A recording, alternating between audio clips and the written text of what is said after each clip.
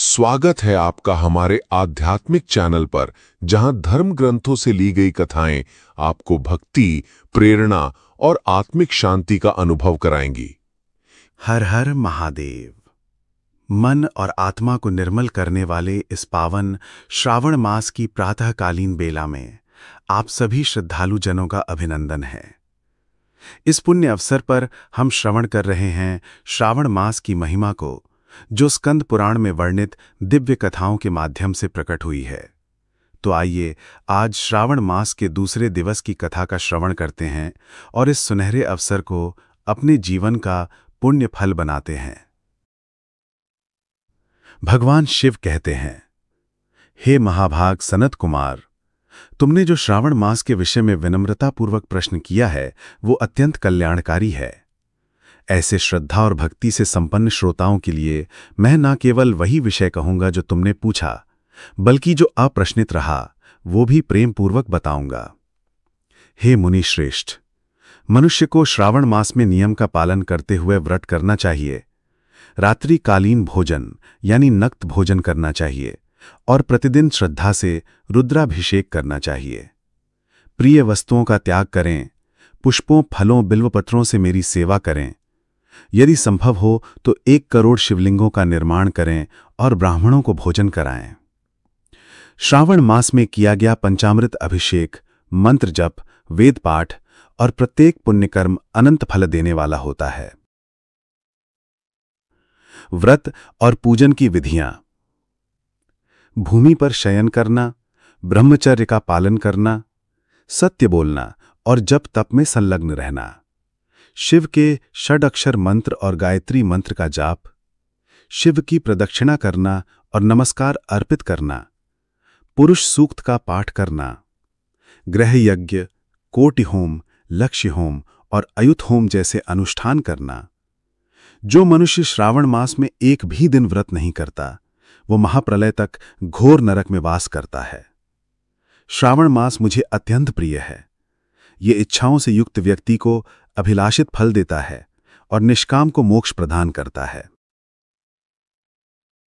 साप्ताहिक व्रत विधि: सोमवार को शिव की पूजा करें और नक्त व्रत रखें।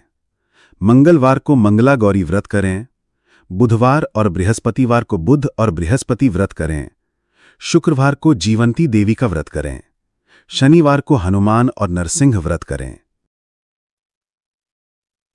तिथियों के अनुसार व्रत: द्वितीया औदुंबर व्रत, तृतीया गौरी व्रत, चतुर्थी दुर्वा गणपति व्रत, पंचमी नाग पूजा, षष्ठी सुपौदन व्रत, सप्तमी शीतला व्रत, अष्टमी देवी पवित्रपण, नवमी नक्त व्रत, दशमी आशा व्रत, एकादशी परम फलदायी, द्वादशी श्रीधर व्रत, कृष्ण अष्टमी श्री कृष्ण जन्माष्टमी, अमावस्या पिठोरा व्रत।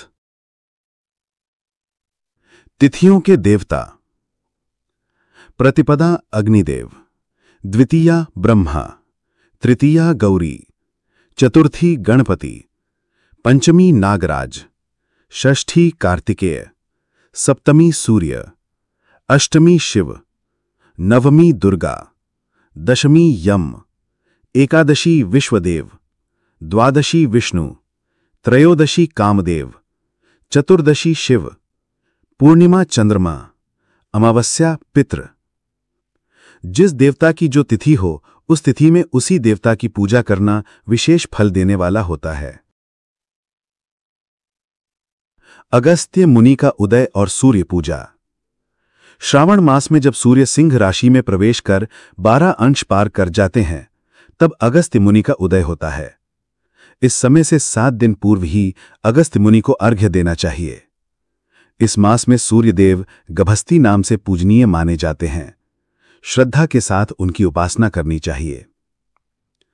4 मासों में त्याज्य वस्तुएं: श्रावण में हरी सब्जियां यानी शाक, भाद्रपद में दही, अश्विन में दूध, कार्तिक में दाल। यदि कोई इन 4 मासों में त्याग ना कर सके तो केवल श्रावण मास में त्याग करने से भी वही फल पुण्य प्राप्त होता है। उपसंहार: इस प्रकार भगवान शिव ने सनत कुमार को श्रावण मास में पालन किए जाने वाले व्रत, धार्मिक आचरण, पूजा विधि और उनकी महिमा का संपूर्ण वर्णन किया। श्रावण मास केवल एक मास नहीं, बल्कि भक्ति, तपस्या, आत्मशुद्धि और मोक्ष का मार्ग है। हर हर महादेव। यदि आपको ये पावन कथा श्रवण कर आनंद की अनुभूति हुई हो तो कृपया चैनल को सब्सक्राइब करें और ऐसी ही दिव्य कथाओं के लिए जुड़े रहें। जय भोलेनाथ।